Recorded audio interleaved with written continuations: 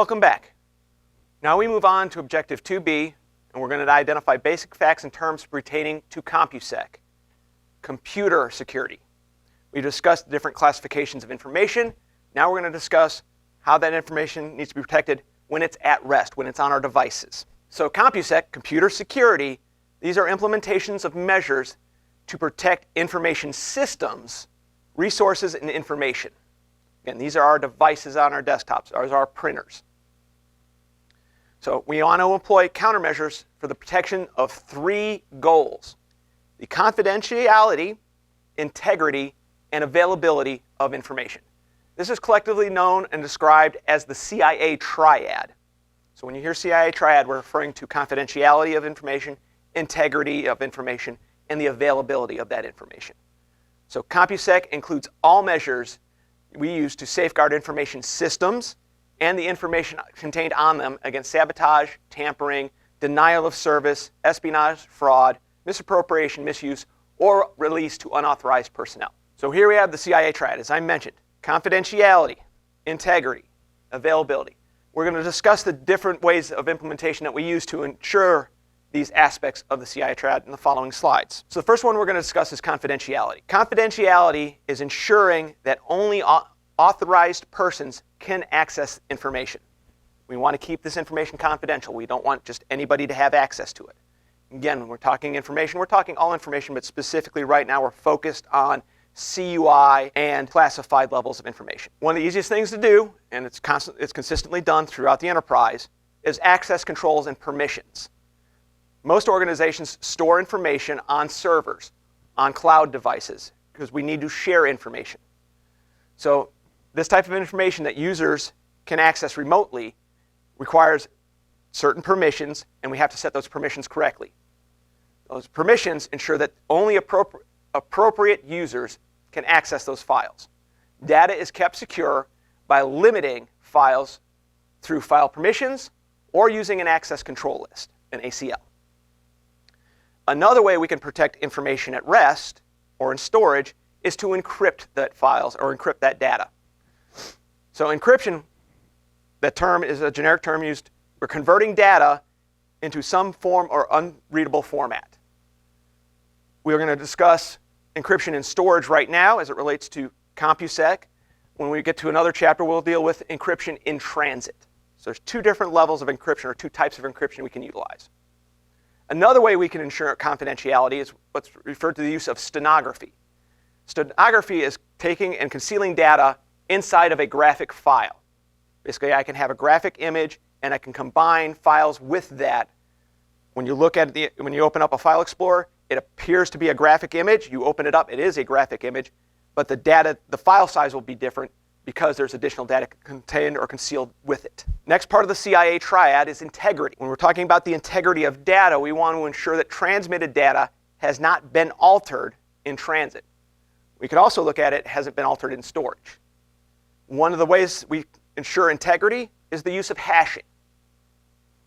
Hashing is a one-way algorithm.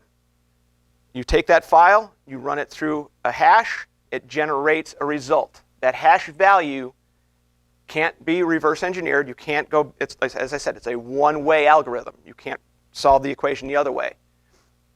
If that file is altered, when you run it through that same hash algorithm, it will generate a different value. So if you download a file, there's sometimes a hash value that's shown with it. After you download it, you can run your own hash, and those values should match.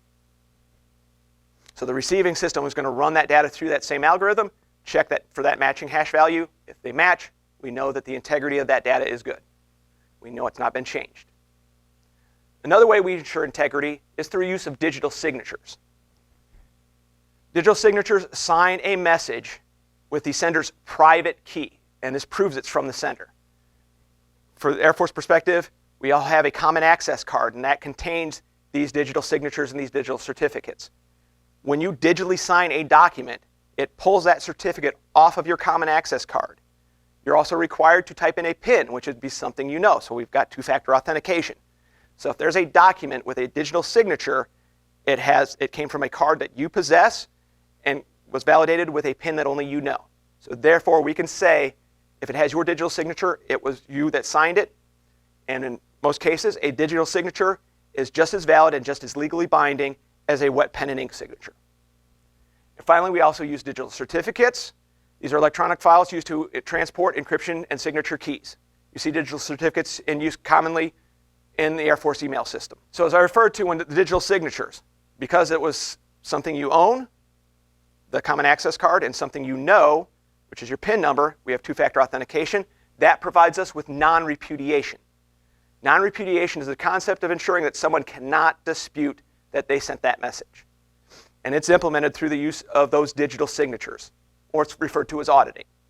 This is an area you're going to go in further in depth when you study for Security Plus, so we're not going to dive into it now, but that is how that functions. And lastly, in the CIA triad, we have what's referred to as availability. Information does us no good if we can't get to it and use it when we need it. So we want to ensure that all the information that we have stored is available when we want it. We don't want any delays. So the ways we ensure availability is with permissions. If you don't have a correct permission set up, you're not going to be able to access that file. But also permissions limit who can access, delete, and edit those files. That helps maintain the availability of those files. Another way we ensure availability is with backups. If a file goes corrupt, if a database gets deleted, if there's been an attack and the whole server gets wiped out, having a backup is what allows us to restore all of that information and get back to work. So performing regular backups is paramount to ensuring availability. Those backups allow that restoral of data if something gets corrupted or gets accidentally or purposely deleted, and we're back and running. We also utilize fault tolerance. Fault tolerance is data redundancy. We don't want a single point of failure. Example, a C drive, your regular hard drive on your laptop, if that goes bad, that's a single point of failure. Everything you have is there. One of the ways we can get around that is using data redundancy. One of the concepts that we use to ensure redundancy is what's referred to as RAID. RAID stands for Redundant Array of Independent Disks. There are different types of RAIDs, and they have their pros and cons. Some are more complex, some require more drives, and therefore are more expensive. So depending on what we're trying to protect and how important it is, it's going to depend on how much money we're going to use on it. That's going to drive what type of RAID system we use. Other ways we ensure availability is by clustering. So we can have multiple servers or multiple nodes acting as one. They sync with a heartbeat. So if one node fails, we still have access to that shared storage through another path. And finally, just like everything else, good user habits, we want to make sure we're patching everything.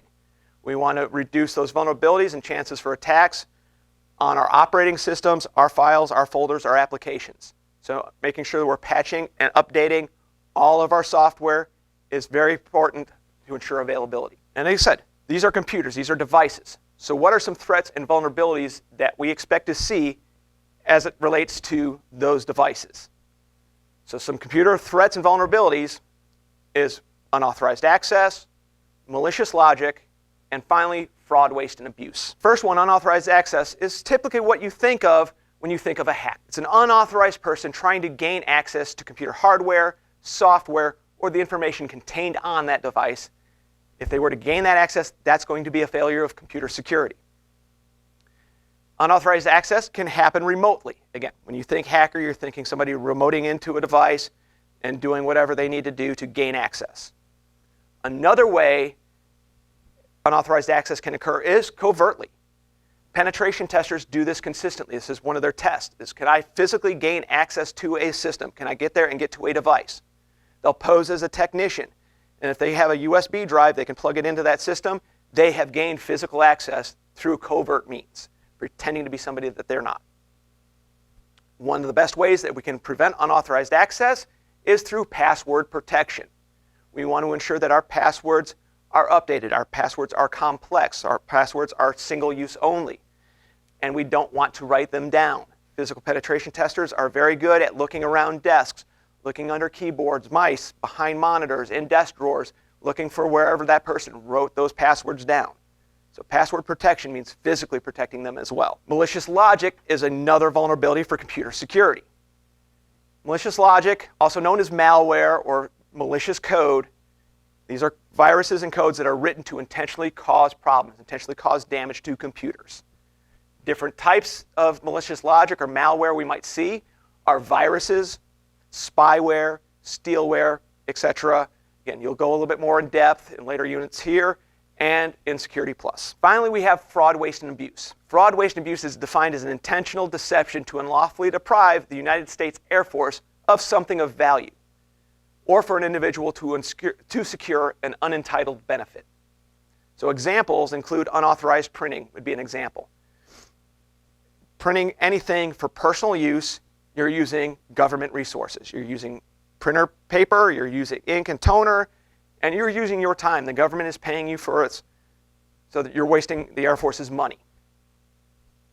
Another example would be unauthorized internet use. Excessive personal use on duty or avoiding security policies are examples of unauthorized internet use. Facebook, YouTube, things of that nature, social media, has become a very accepted source of official information for the US Air Force, but it's still a platform that can waste a lot of time with unnecessary things. So we want to make sure that you're not spending a lot of excessive time on those unless it's for official duties. Fraud, waste, and abuse is essentially a scale. It's a severity of action. So when you think of it, on the waste side, that's the least severe. These are inefficiencies and things that just exist where it's just like, okay, maybe I bought too much printer or too much toner and now the printer's no there and I've got a bunch of toner and I can't use. That's a waste. It's an efficiency in our system. We do our best to prevent it. But if something like that happens and we're doing something wrong, we might be on the administrative action. There might be some paperwork just to say, don't do it again. We move into abuse. This is where we start bending the rules. This is where it's like, I know I shouldn't be doing it, but I'm doing it anyway. Now you're bending the rules, and things start getting progressively worse. And then finally, you have on the severe end, outright fraud. This is the intent to deceive, deception, stealing, theft. You're looking at criminal prosecution at this level. So fraud, waste, abuse is the spectrum of severity. And that's the end of computer security.